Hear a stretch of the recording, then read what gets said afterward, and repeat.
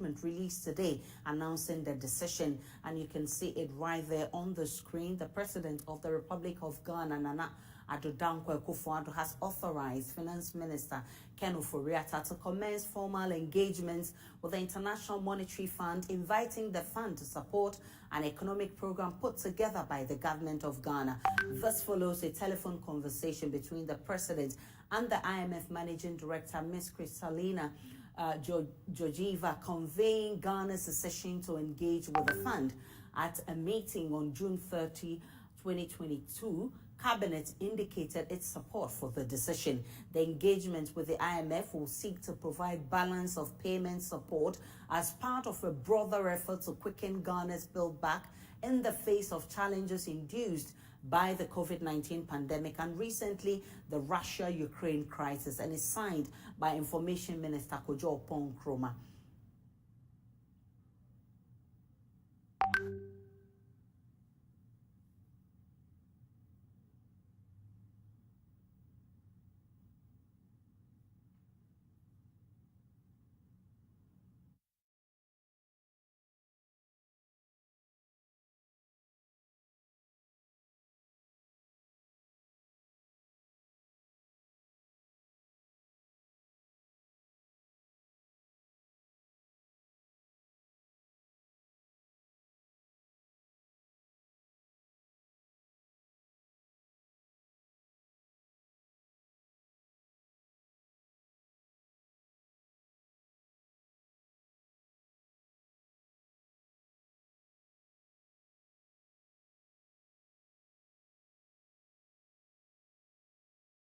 All right, so you have seen that statement coming from government. This follows Finance Minister's categorical statement that we will never go to the IMF, yet his deputy also stated that if it becomes necessary, we may have to go to the IMF. You've also followed conversations from the minority and other finance experts who have warned that it will be too late if we do not go to an IMF or get support from IMF. You've also heard the former President John Mahama talking about the fact that the government doesn't want to be taking on, and that is why government doesn't want to go to the IMF. We can listen to finance experts on what they make of this decision by government.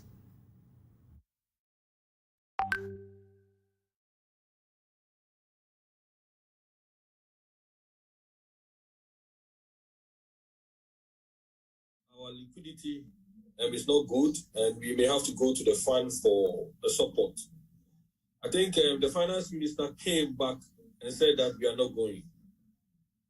I maintained my position, and in October 26, which was my birthday, I said the same thing and gave the same analysis. The finance minister then, the tape you played, confirmed that Ghana is not going. But I recently also came up again and said, our international reserve has been depleting. You don't have the funds to support your international trade transactions. You cannot go and borrow at a higher interest rate to support the economy. So take the program that you have done to IMF. IMF will support you with some funds. Already Kenya have done the same thing. So Ghana, as we have been discussing, you have already designed a program. Take the program to them, convince them, and they are ready to support you with funds to maintain the international reserve. I think where we have gotten to as a country, where we have seen inflation rate going up, we have seen our cedi devaluing. Even yesterday, we have heard the trade union associations demanding 20% in terms of what they call cola. It's becoming very difficult. And it is the right direction that the government has given the indication that we have to go to IMF. Remember, in one of my presentations on Joy, I mentioned that IMF is not focusing on restrictions. That has been the problem with Ghana. You say when you go to IMF, they will restrict you. Dr. William Prepra speaking earlier to my colleague Darrow Kwao. We can now get on the phone and speak with Professor Lord Mensah. He's an associate professor of finance with the University of Ghana Business School.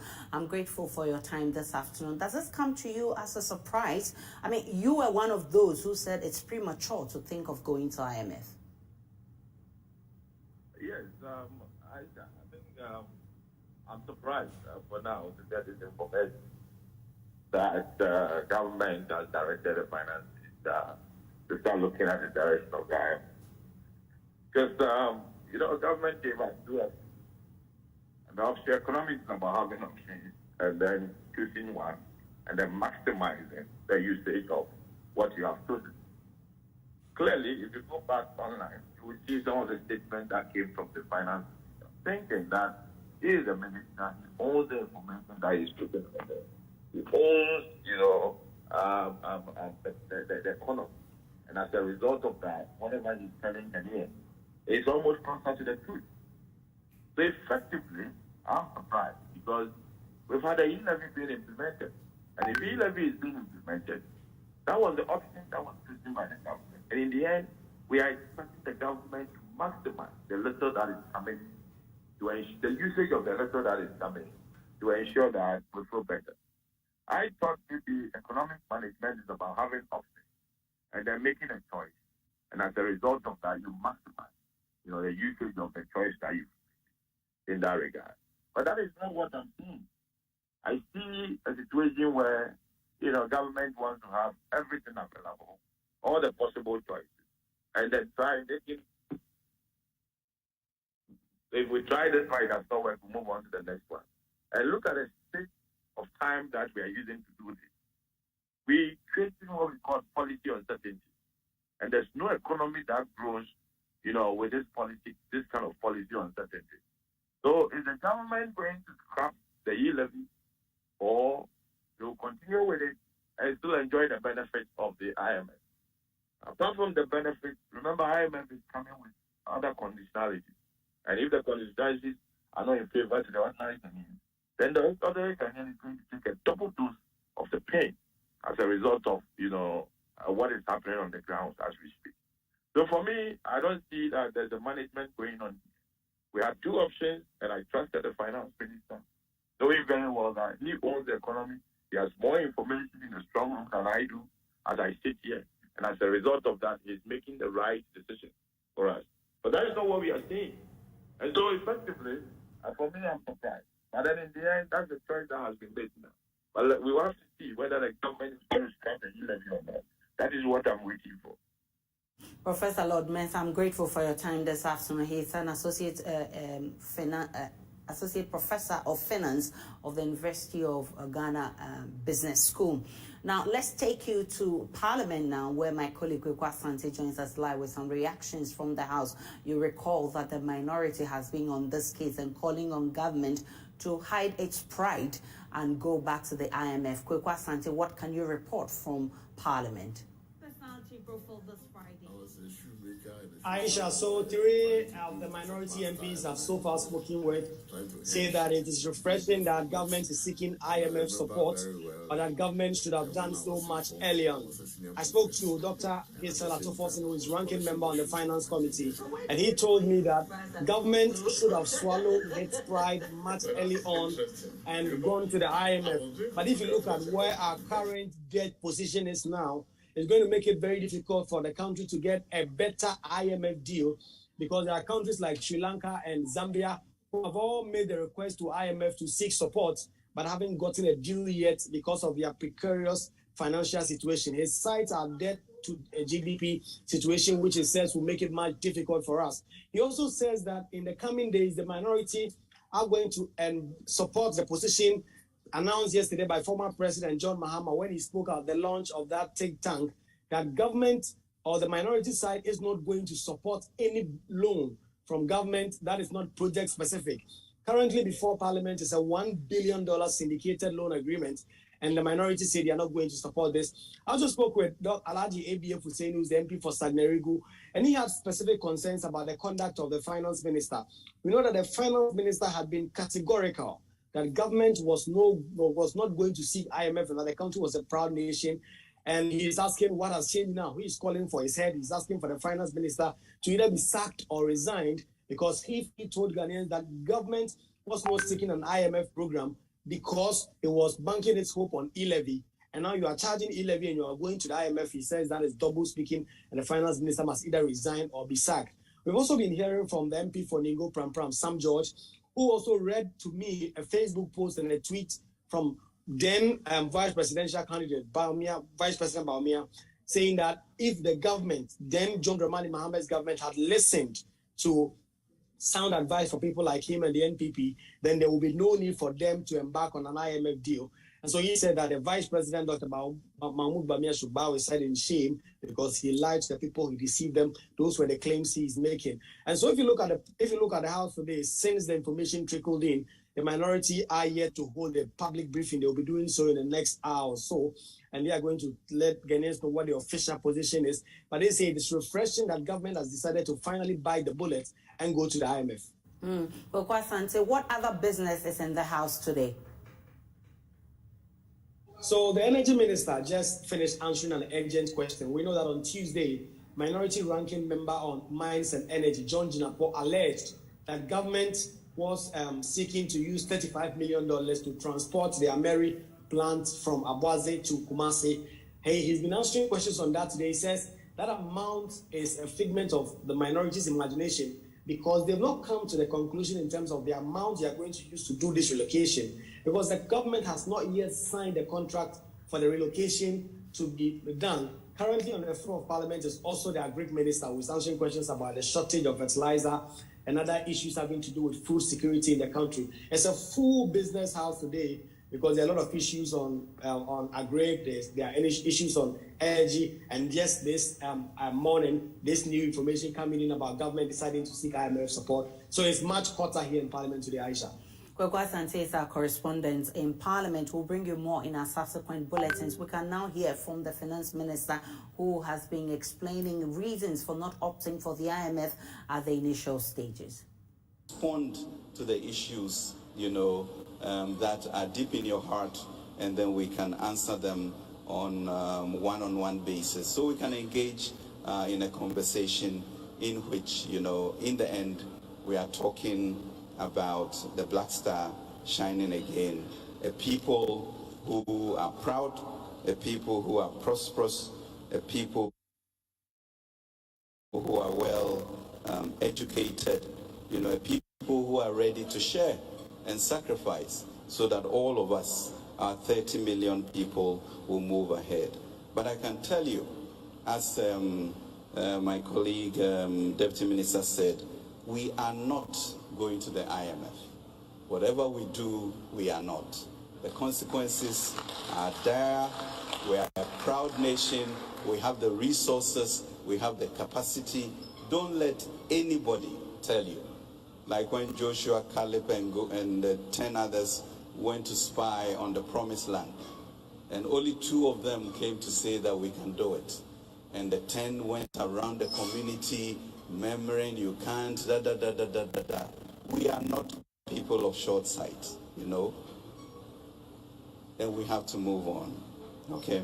So let's think of us as who we are, a proud, strong people, the shining star of Africa, and we have the capacity to do what we want to do. If only we can speak that one language, ensure that we burden share in the issues ahead.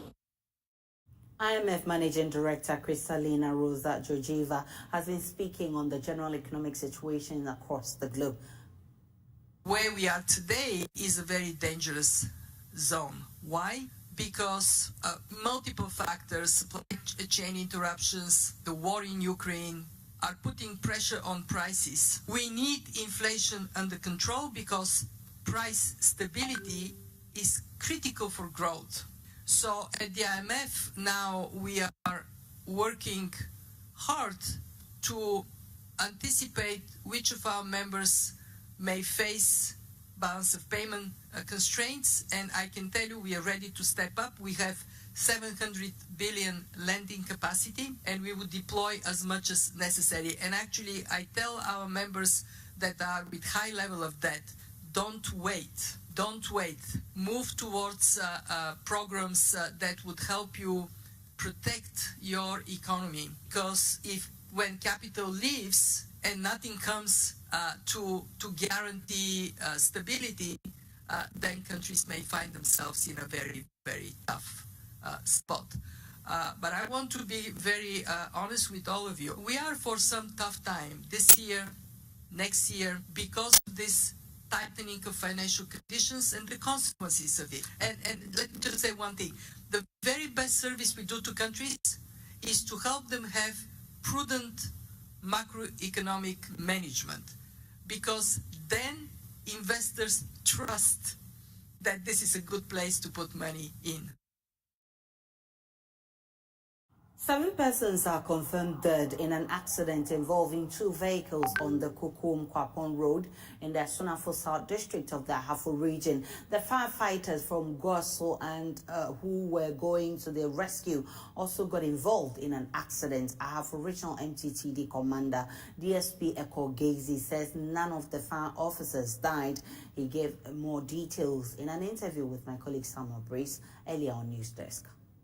They were involved in an accident, but they were not involved in the Kukum-Kwapon accident. They were responding to the first accident at Kukum when they also had the accident. And 7 of the men were manning the tender.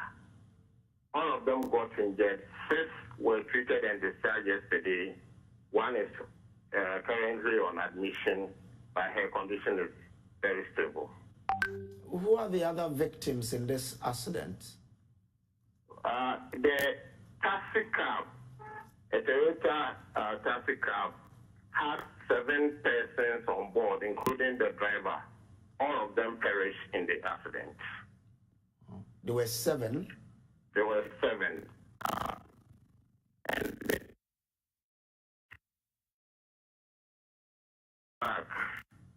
also had 3 passengers on board. 1 of them is confirmed. So together, 8 people are dead, and the driver of the tipper truck is currently on admission. Interesting. Have we been able to gather what really caused the accident? Yes, I just left the accident scene